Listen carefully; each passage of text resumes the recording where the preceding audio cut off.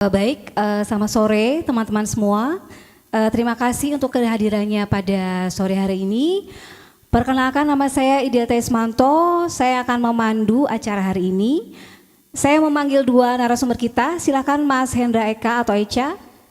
Silakan ke depan juga Mbak Auza, ya silakan. Silakan duduk, ya.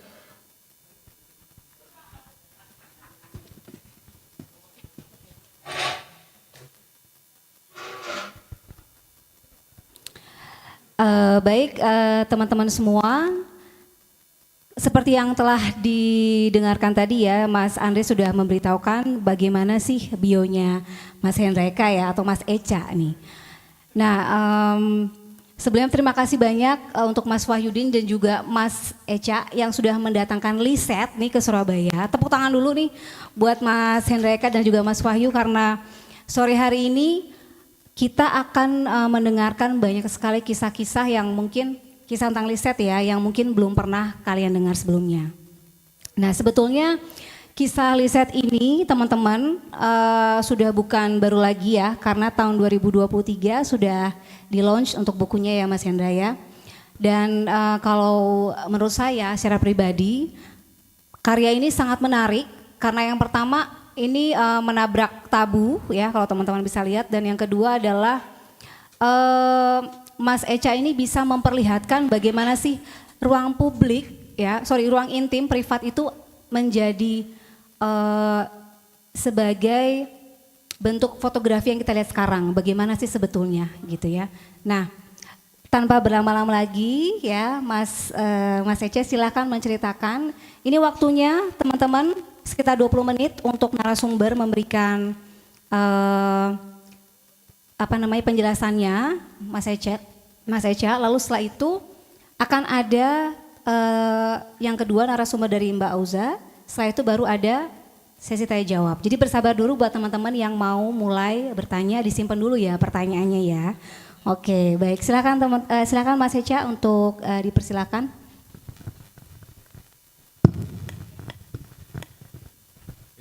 Sudah ya?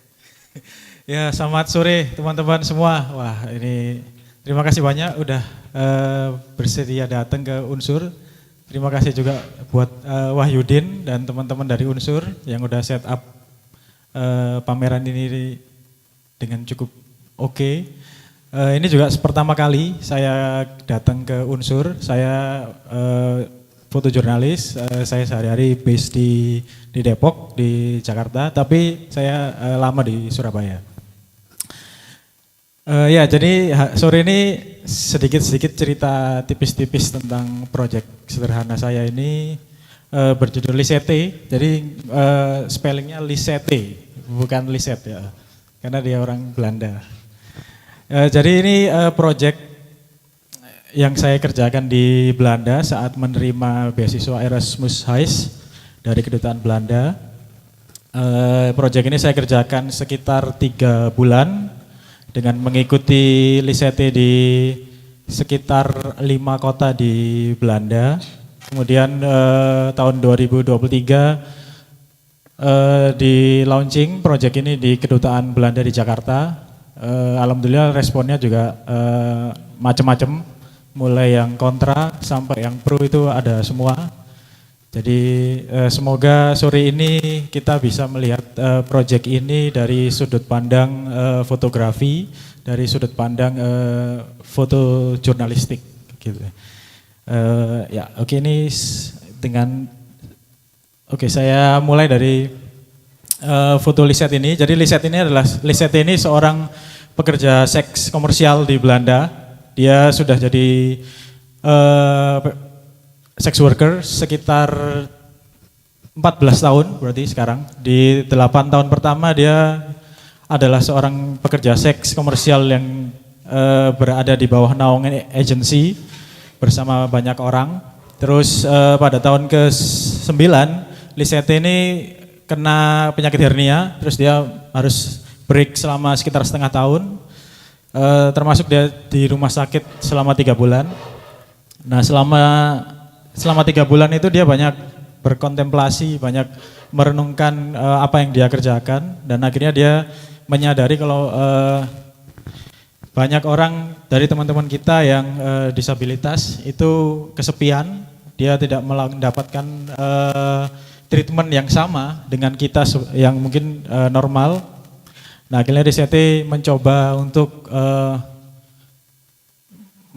melayani teman-teman disabilitas ini yang punya berkebutuhan khusus, dan dia akhirnya memfokuskan diri sebagai seorang pekerja seks yang khusus untuk melayani orang-orang dengan disabilitas dan kebutuhan khusus. Ya, ini salah satu foto Lisette ini yang ada di poster ketika dia lagi chat sama salah satu kliennya di rumahnya di Breda di selatan Belanda. Semuanya di set up by email, by WhatsApp. Jadi Lisette juga punya website, jadi mereka juga bisa tahu paket-paket apa aja yang ditawarkan Lisette dalam menjalankan pekerjaannya sebagai sex worker. Nah, ini adalah salah satu klien yang waktu itu saya datangin. Ini namanya Erik yang ada di foto yang besar ini. Pak Erik ini sudah disabilitas sejak lahir. Dia pekerjaannya sebagai kalau di Indonesia mungkin tukang listrik gitu ya. Tukang listrik, dia tinggal di apartemen, dia tinggal sendirian di Amsterdam. Sehari-hari dia pakai kursi roda, semuanya serba otomatis. Jadi kursi rodanya otomatis, kasurnya otomatis, sampai pintu-pintu di rumahnya juga semua otomatis. Karena dia tinggal di apartemen yang khusus untuk penyandang disabilitas yang disediakan sama pemerintah Belanda. Jadi selama sekitar 2 minggu saya mengikuti Pak Erik dan Lisette ini, nggak melulu tentang hubungan seksual, jadi kadang-kadang cuma makan aja, kadang-kadang cuma ngopi aja atau nonton bioskop, kadang-kadang cuma main ngobrol di rumah sekitar 30 menit terus dia selesai pulang gitu. Jadi memang Pak Erik ini kebetulan salah satu klien yang ngambil paket paling lama. Paketnya Lisette itu ada yang 2 jam sampai ada yang 6 bulan. Jadi memang banyak. Nah, Pak Erik ini salah satu yang ngambil yang 6 bulan. Jadi dia punya waktu yang cukup untuk bareng sama Lisette. Sampai liburan ke Belgia juga mereka berdua jalan gitu. Nah, ini salah satu selama di Belanda saya dimentori sama fotografer senior namanya Kadir van Lohuizen. Jadi setiap 1 kali dalam 1 minggu itu ada kelas untuk presentasi di depan murid-muridnya dia, di depan dosen-dosen yang lain. Ada beberapa foto yang sangat frontal, sangat vulgar gitu. Nah, itu banyak yang di-cut, ya banyak yang dicoret, tidak dimasukkan ke dalam proyek ini karena kita sudah pasti tahu mereka berdua akan melakukan apa. Itu alasannya Kadir. Terus saya juga setuju karena akhirnya foto ini jadi lebih dalam dan lebih intim untuk menceritakan bagaimana hubungan Lisette memperlakukan klien-kliennya ini. Ya, ini jadi salah satu adegan, ini juga salah satu kliennya juga namanya Yerun. Mental health, jadi dia secara fisik mungkin sama tapi secara mental dia sakit gitu. Ini di salah satu hotel di kota ini di Tilburg. Tilburg itu selatan Belanda juga. Kita datang ke hotel bareng-bareng, kita masuk ke kamarnya Yerun. Ini pertemuan pertamanya, terus ada nanti selanjutnya ada pertemuan selanjutnya juga ada. Nah, ini salah satu kliennya juga. Ini nemenin jalan-jalan di kota Rotterdam. Jadi selama 2 jam Lisette cuma jalan sama namanya Patrick. Jadi jalannya cuma ya jalan-jalan santai di jalan-jalan sore gitu di tengah kota Rotterdam sambil ngobrol, sambil makan sama beberapa teman yang lain. Termasuk ke toko-toko buku juga dia menemenin si Patrick itu. Jadi sekali lagi ini nggak melulu tentang seks, jadi hubungan pertemanan, hubungan kasih sayang yang di-provide sama Lisette ini memang sedikit banyak banyak orangnya di Belanda itu yang kesepian. Jadi gimana orang-orang ini bisa menemukan kasih sayang lain gitu ya. Ketika dia nggak punya teman, ketika dia mungkin ditinggalkan keluarganya, nah Lisette ini mencoba hadir untuk meramaikan kesunyian dan kesepian dari orang ini gitu. Ya ini salah 4 dari mainannya Lisette. Ini kayaknya nggak perlu dijelasin ya. Ya jadi selama dia bekerja, dia kerjanya di rumah, dia online gitu ya, dia membalas email, dia membalas WhatsApp, termasuk dia ada kliennya, calon-calon kliennya juga approach dia itu dengan datang ke rumahnya Lisette. Jadi dia memang sangat open, jadi dia punya website yang memang menyediakan semua itu gitu. Terserah mau ketemu di luar boleh, ketemu di dalam boleh, jadi dia sangat open supaya kliennya ini mungkin nyaman gitu dengan dia, terbuka semuanya. Jadi memang nggak ada yang ditutup-tutupin. Kalau mau datang silahkan, suka oke, lanjut. Kalau enggak ya udah kita mungkin nggak cocok gitu. Jadi sampai sedetail itu gitu. Ya jadi di rumahnya dia tinggal sama seorang pacar waktu itu. Jadi Lisette itu punya pacar, mereka berdua tinggal di Tilburg. Pacarnya orang Italia dari kota Trieste namanya. Mereka tinggal tapi sekarang sudah putus, itu sedih banget. Terus sekarang Lisette berpacaran dengan salah satu kliennya. Kabarnya terakhir saya dapat kayak gitu. Nah ini waktu saya ke rumahnya, waktu dia mandi saya nyoba untuk izin ngambil fotonya. Akhirnya oh ya silakan. Dia sangat open, terbuka, jadi nggak ada masalah sama sekali. Ya terus ketika dia jalan-jalan ke tempat kliennya juga saya ikut beberapa kali, kita barengan, kita ketemu di rumahnya terus kita jalan. Ada juga yang ketika itu saya langsung datang ke rumah kliennya, terus kita bareng-bareng masuk ke hotel atau ke apartemen gitu. Ya ini bareng sama Yeron tadi yang di hotel. Ya ini nggak ada anak kecil ya. Ya jadi Yeron ini ketika saya datang pertama dia senang sekali, foto-fotonya dia mau difoto. Terus yang pertemuan kedua dia sengaja untuk memesan kamar hotel yang ada bathtubnya seperti ini biar fotonya bagus gitu katanya. Oke, saya malah seneng gitu ya. Akhirnya yuk oke, aku akan datang ke situ dan ternyata bagus banget setupnya. Ada bathtub di tengah-tengah kamar, terus ada sauna, ada tempat kayak gym kecil gitu. Terus ada jacuzzi di tengah. Jadi cukup menarik ketika difoto. Jadi memang secara konteks apa yang saya sampaikan di sini mungkin akan sangat berbeda dengan kehidupan kita di Indonesia sebagai orang timur gitu ya, yang mungkin agak sedikit tertutup atau tabu dengan konteks-konteks yang berbau seksual itu. Tapi sekali lagi ini adalah sudut pandang ketika kita memakai kacamata orang Belanda. Jadi mungkin pasti akan banyak bedanya gitu Mbak ya. Makanya sebab itu hal-hal kayak gini mungkin nggak masuk akal kalau di kita ya, orang mandi tapi ada orang lain yang nggak kenal terus tiba-tiba datang di foto, akan sangat aneh gitu. Tapi itu tadi, jadi memang sudut pandangnya orang Belanda gitu. Nah Yeron ini salah satu klien yang cukup lama juga dan sekarang Lisette ini pacaran sama dia, temannya sama Yeron ini gitu. Jadi complicated, kadang-kadang ada hal-hal yang nggak bisa diterima sama nalar kita sebagai orang Indonesia. Dan mereka ini masih terakhir aku lihat di Instagram story-nya Petro namanya tadi, pacar yang pertama itu mereka masih dinner bareng gitu. Jadi memang no hard feeling, jadi memang kehidupan tuh se-fluid itu, secair itu ya. Jadi nggak usah baperan, nggak usah. Ya kayak gitu, jadi banyak story yang bisa saya ambil juga dari ceritanya Mbak Lisette ini. Nah ini Petro, jadi memang orang Italia. Ini footage ini, foto-foto ini sama Lisette, sama Petro ini saya ambil 3 hari sebelum pulang ke Indonesia. Karena awalnya Petro ini nggak mau sama sekali untuk difoto. Jadi dia nggak mau mukanya dia kelihatan dimanapun karena hubungannya sama Lisette ini disembunyikan dari ibunya gitu.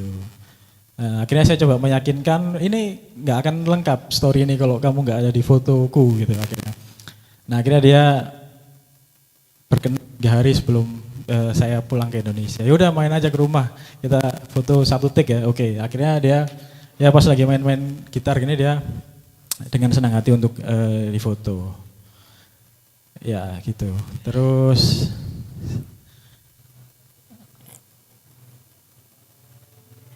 ya ini Lisette waktu dia lagi visit di salah satu hotel. Jadi Lisette ini juga salah satu dosen tamu di Universitas Eindhoven sama di Tilburg. Jadi dia menceritakan tentang intimacy dan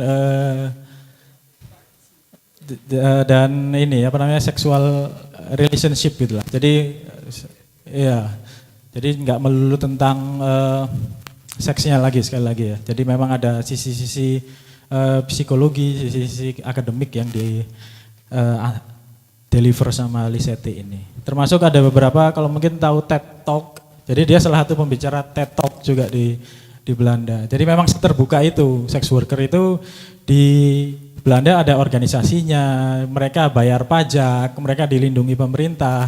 Jadi kalau misalnya kliennya itu misalnya mukul gitu ya, atau kalau dari pengalaman Lisette yang paling buruk itu kliennya maksa berhubungan nggak pakai kondom. Nah itu sex worker punya hak untuk menolak. Jadi memang benar-benar hak asasinya dihargai di Belanda. Jadi segitu. Nah itu selama 3 bulan salah satu kelas dari program beasiswa ini adalah media visit. Jadi saya dan beberapa teman scholars dari beberapa negara lain kita berkunjung ke koran namanya The Volkskrant. Ada lagi beberapa, ada Het Parool, NOS dan NRC dan beberapa lagi. Nah ketika itu kita diberi kesempatan untuk pitching karya kita, meyakinkan editor untuk mengambil karya kita layak apa enggak gitu. Dan kebetulan di Volkskrant ini mereka punya ini namanya Atelier, foto-foto feature yang diterbitkan 1 minggu sekali sebanyak 2 halaman. Dan kebetulan 1 bulan setelah saya pulang, saya dikontak kalau foto ini diterima sama Volkskrant untuk diterbitkan dan alhamdulillah jadi 2 spread yang cukup menarik setelah diterbitkan di Volkskrant. Ya kemudian terus foto-foto ini juga ada pernah tayang di Guardian sama di Kompas juga ada, sama dapat beberapa award juga.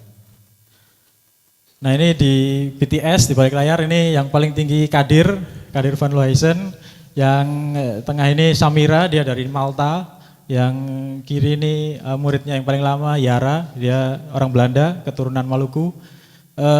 Terus ini BTS di balik layar pembuatan bukunya, jadi saya cetak 4R, ini Mbak Swanti, terus ini Tasya desainer bukunya, terus ini proses pembuatan dan ini waktu pameran di New York, sama ini selfie terakhir yang dan satu-satunya sama Lisette dan Pietro waktu itu di rumahnya sebelum saya balik ke Indonesia. Nah setelah buku ini terbit, jadi buku ini dicetak sebanyak 400 eksemplar, dan sekitar saya lupa di Belanda berapa, tapi di Indonesia dikirim sebanyak 23 kilo. Jadi sekitar 70 buku dikirim ke Belanda untuk dijual. Nah setelah buku ini ada di Belanda, dijuallah di komunitasnya Lisette. Dan alhamdulillah bukunya sampai sekarang terakhir kemarin baru update via email, sisa cuma 7 buku. Nah, ada 2 sisi menarik. Yang sisi menarik alhamdulillahnya setelah buku itu terbit, jadi buku ini terbit 2023. Kemudian dari bulan November 2023 sampai bulan November 2024, Lisette ini full book. Jadi selama 1 tahun dia sudah di booking sama klien-kliennya gitu. Jadi dia pasang tulisan gini di websitenya. Jadi karena demand-nya tinggi, saya nggak lagi menerima appointment gitu. Kira-kira kayak gitu. Saking bukunya kayak cukup menarik di sana gitu. Nah, tapi di sisi lain ada 1 foto yang nggak dicetak di sini karena itu nggak boleh. Tapi setelah bukunya dicetak, ada salah satu klien yang memutuskan untuk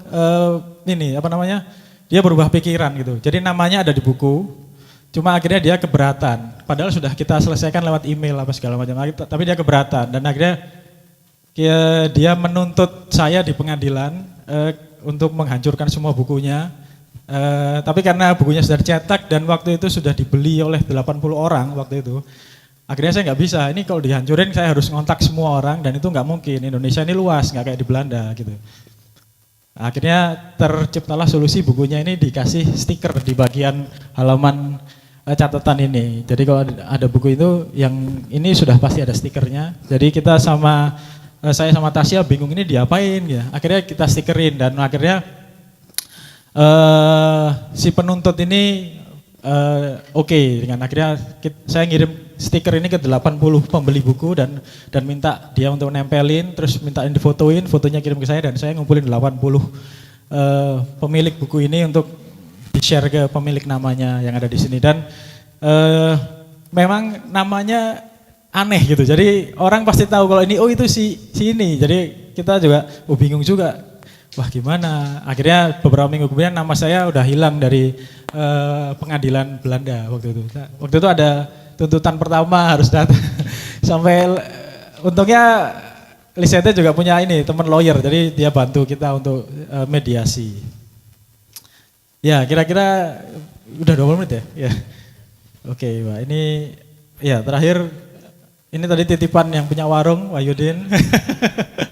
Jadi kalau share buku ini di Instagram jangan lupa mention Unsur Coffee. Nanti dapat 2 buku, ada 2 buku gratis untuk 2 pemenang gitu kira-kira ya.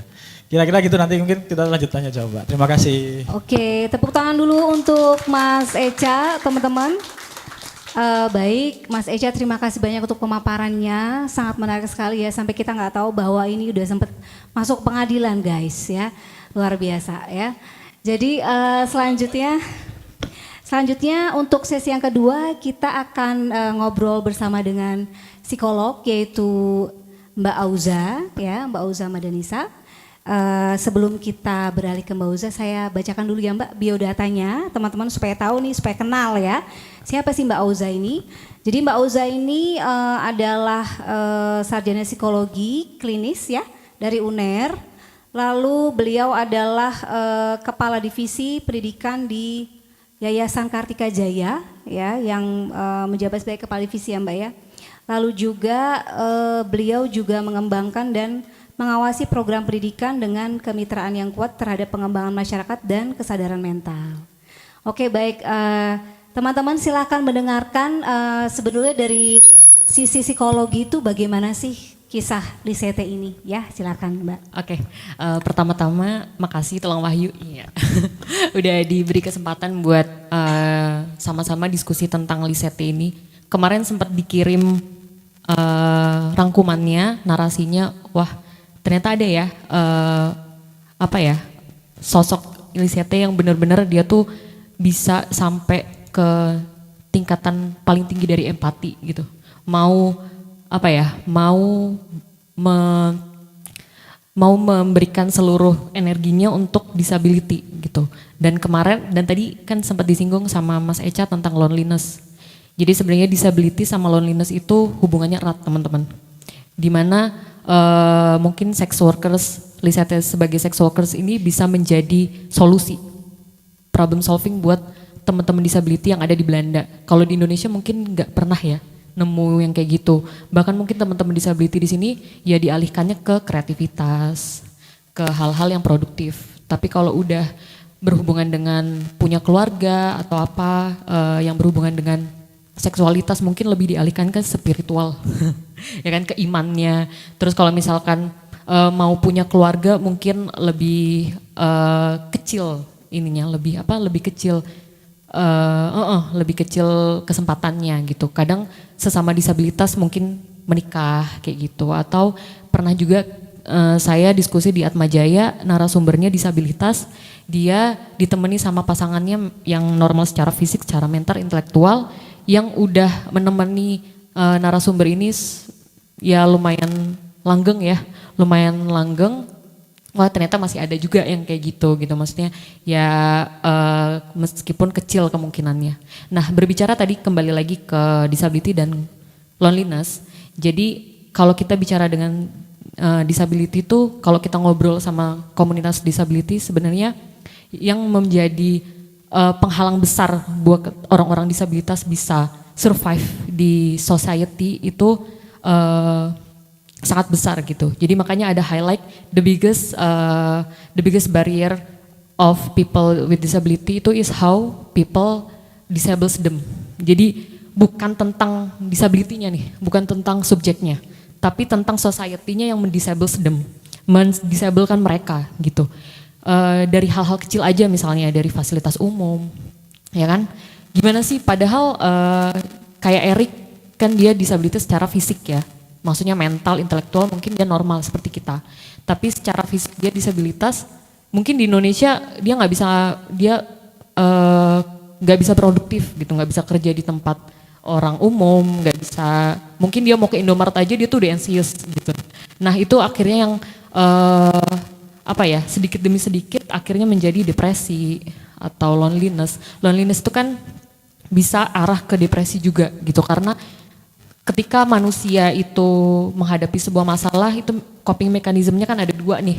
Ketika kita dapat masalah itu dilihat sebagai masalah atau justru dilihat sebagai sesuatu menantang yang bisa untuk tumbuh, ya kan. Nah loneliness ini mungkin bisa terjadi ketika disability itu merasa dia ditarik dari society, dirasa tidak disukain, tidak diterima, dan tidak ada gambaran untuk bisa punya keluarga ke depannya gitu kan. Jadi disability sama loneliness itu sangat erat hubungannya, dan ada dua POV nih. Kalau dari Lisette-nya ini kok bisa sih dia tuh sampai rela melayani atau mengeluarkan seluruh energinya itu untuk teman-teman disabilitas gitu. Kalau aku lihat mungkin dia udah sampai di tahap self growth atau self achievement atau self actualization, di mana dia udah mungkin dari background keluarganya dia baik, terus dia kebutuhan dasarnya sudah terpenuhi, pada akhirnya dia bisa melabel dirinya sendiri sebagai intimacy coach, ya kan? Dia kan bisa tanpa malu gitu, tapi mungkin di sana memang sudah legal ya Mas ya. Udah dia bisa melabel dirinya itu sebagai intimacy coach, itu berarti dia sudah tahu value dirinya itu seperti apa, kayak gitu. Dan kalau yang mungkin biar pulang dari sini nggak bingung, tadi kan juga ada disabilitas mental ya Mas ya. Disabilitas mental itu juga yang mau saya tanyain. Ternyata Lisette juga melayani disabilitas mental sama fisik, intelektual, maksudnya yang kayak autism gitu-gitu juga ada. Oh berarti semuanya ya. Berarti dia benar-benar mendalami kejiwaan, gimana bisa melayani orang dengan berbagai macam. Itu kan agak sulit ya. Maksudnya yang terapis saja mungkin kalau bisa dibuka itu tuh, kalau spesialis autism sendiri, spesialis apa sendiri. Tapi ini Lisette untuk mengintegrasikan semuanya kan luar biasa gitu. Maksudnya dia menerima yang autism, menerima yang mungkin NPD juga, menerima yang kalau fisik mungkin kan lebih mudah ya komunikasinya, tapi kan kalau yang mental, kalau yang intelektual itu kan butuh ilmu yang lebih lagi gitu tentang itu. Gimana caranya dia lepas dari kliennya yang mungkin NPD, takutnya dari situ malah dikejar-kejar gitu kan. Itu juga sebenarnya butuh perlindungan juga, harus ada perlindungan hukumnya juga supaya dia nggak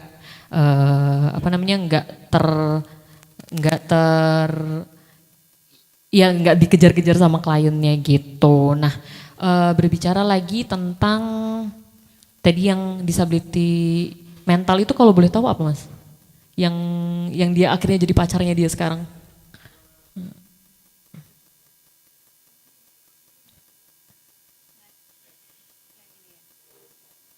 Iya, yang ini tuh mental atau gimana? Mental. Spesifiknya kurang. Oke. Gitu. Oh, tapi dia masih ketertarikan dengan perempuan. Oke. Dan akhirnya Lisette itu juga jadi problem solvingnya dia gitu ya. Nah itu yang sebenarnya jadi highlights kita, disability itu bukan tentang subjeknya tapi bisa juga tentang society-nya yang